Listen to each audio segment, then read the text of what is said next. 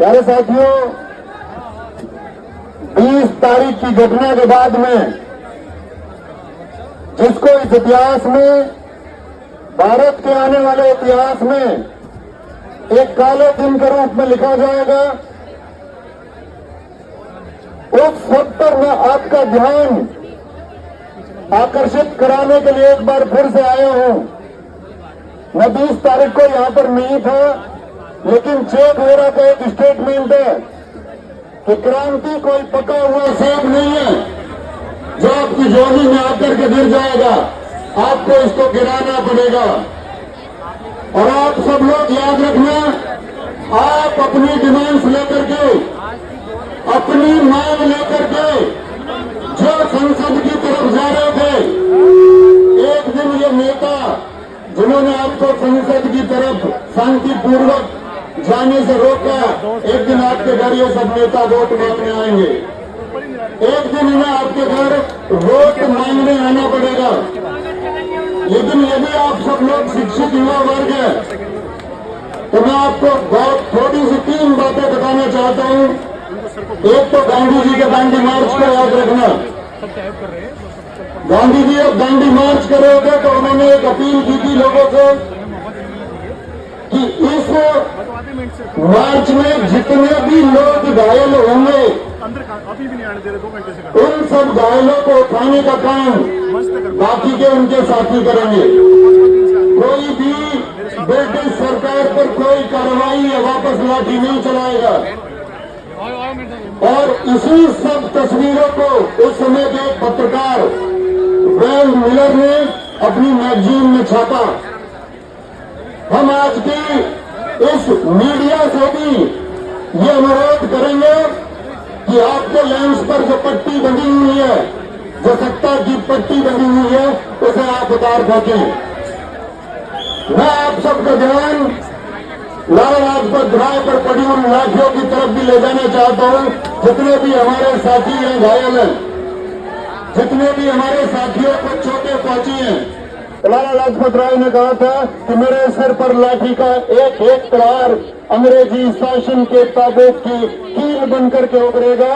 और मैं कहता हूं, इस देश के युवा पर एक एक लाठी का जो प्रहार है, इस सरकार की, इस शासन की ताबूत में कील बनकर के उभरेगा।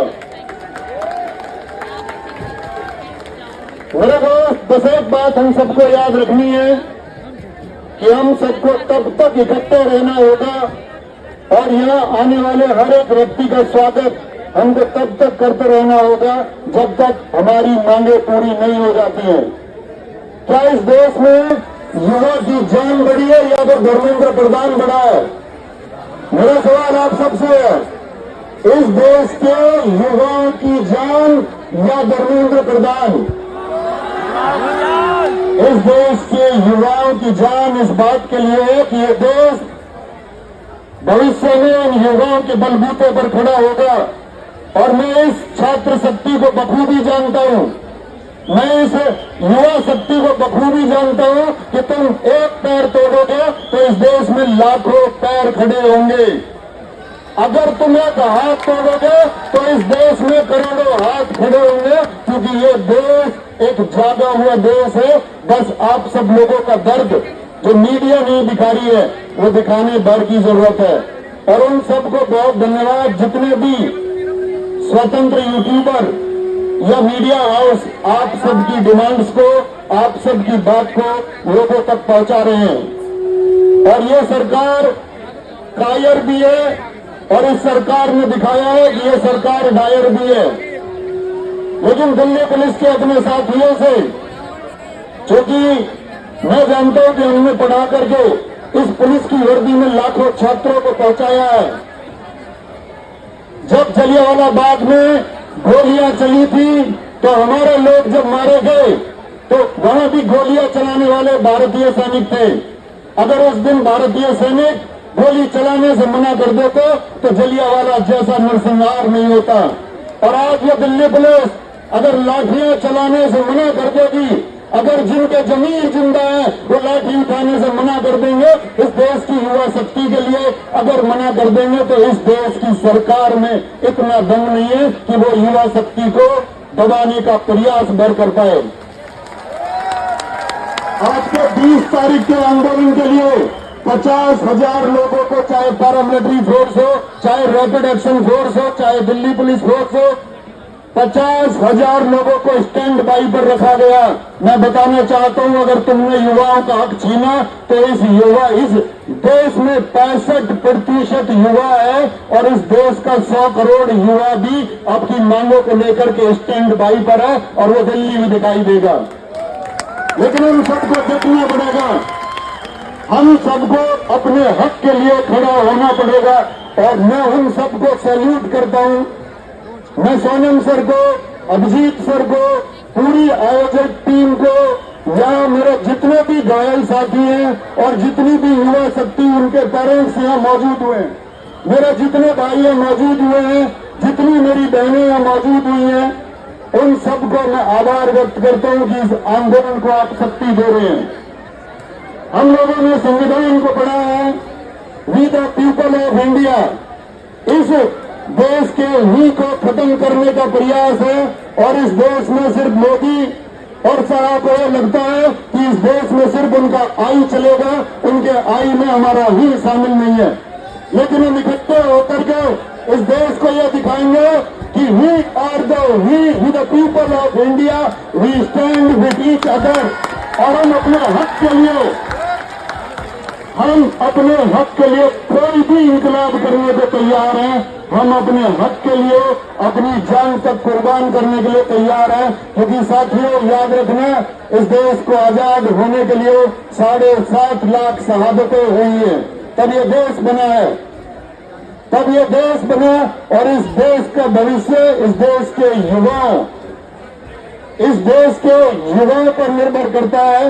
इस देश में जहां 150 से ज्यादा परीक्षाएं इस सरकार में लीक हो चुकी हैं, इस सरकार में जहां 7 करोड़ से ज्यादा बच्चे एग्जाम लीक से प्रभावित हैं, अभी नीट के एग्जाम में इतने बच्चों की जानें चली गई हैं, ये जानें इस फेलियर की वजह से गई हैं और सरकार इसके लिए दोषी है और सरकार को जवाबदेह होना पड़ेगा। और सरकार में बैठे मंत्रियों को नैतिकता के आधार पर इस्तीफा स्वयं दे देना चाहिए कि मैं इस देश के छात्रों के हित में इस्तीफा देता हूं। और अगर नैतिकता के आधार पर इस्तीफा नहीं दिया गया तो इस देश की युवा शक्ति आपको ये दिखाएगी कि हम आपको बिठा सकते हैं तो हम आपको गिरा भी सकते हैं। जितने सम्मान से हम आगे आपको भेज सकते हैं, उतने ही सम्मान से हम आपको वापस भी खींच सकते हैं। और आज आप देख रहे होंगे, मैं बहुत लंबे समय से, पिछले बहुत समय से लोगों से कह रहा था, तो लोगों को लगता था कि मैं कोई व्यक्तिगत लाभ की बात कर रहा हूं। मैंने लोगों से कहा था कि एक अनपढ़ को तुम शासन पर यदि बिठाओगे तो उसका खामियाजा ये भारत की आने वाली नस्लें भुगतेंगे और हमारा वर्तमान उस खामियाजे को भुगत रहा है। तो ये सुनना होगा इन सरकारों को, इन बच्चों का दर्द, इनकी तकलीफें, इनकी मायूसी, इनकी अवस्था, ये सब सरकार को जांचनी होगी, सरकार को गौर देनी होगी। और सबसे पहला इस्तीफा धर्मेंद्र प्रधान का उनको दे देना चाहिए। जितना जल्दी दे देंगे उतना बेहतर रहेगा। दूसरा, इन छात्रों का जो मुआवजे की मांग है, 1-1 करोड़ रुपए मुआवजे की मांग, और वो मिनिमम होनी चाहिए सरकार को इन छात्रों के पक्ष में। ये निर्णय जितना जल्दी हो उतना जल्दी ले लेना चाहिए, क्योंकि सरकार को पता होना चाहिए कि इस देश की संसद का रास्ता सड़क से होकर के गुजरता है और इस देश में कोई सड़क ऐसी नहीं बचेगी जिस सड़क पर युवा शक्ति और छात्र शक्ति अपनी मांगों को लेकर के इनको दिखाई न दे। तो इस गूंगी और बाहरी सरकार के लिए, जिसके लिए भगत सिंह कह के गए थे, तो इस बाहरी सरकार को सुनाने के लिए धमाकों की जरूरत पड़ती है। वो धमाका आप सबकी एकता है, वो धमाका आप सबकी एकजुटता है, क्योंकि इस सरकार से मैं अंतिम आग्रह एक और करना चाहता हूं कि ये जो युवा शक्ति अभी गांधी जी के रास्ते पर है। ये सरकार न भूले, इसी देश की जनता, इसी देश की युवा शक्ति के अंदर ही भगत सिंह भी बसते हैं। ये देश की सरकार न भूले, इस देश की युवा शक्ति के अंदर ही चंद्रशेखर भी बसते हैं, राजगुरु भी बसते हैं, सुखदेव भी बसते हैं। हमारे अंदर ही उन 7.5 लाख शहादतों का खून भी है जो ब्रिटिश सरकार से लेकर के अव्यवस्था के खिलाफ लड़ती आई है और आज भी वो लड़ाई जारी है। इस लड़ाई में मैं आपके साथ हूं। देश का हर एक व्यक्ति जो जागरूक है वो आपके साथ है, वो आपके साथ मंच साझा करने आएगा। और अगर आपके साथ कोई नहीं दिखाई देगा तो हम मानेंगे कि उसकी आत्मा मर चुकी है, उसकी आत्मा अब जीवित नहीं बची है। फिर से एक बार चाहूंगा आप सबकी ऊर्जा अंतिम छोर तक पहुंचे और ऊर्जा के साथ में ये हमारा नारा हमारे सारे साथियों तक पहुंचे।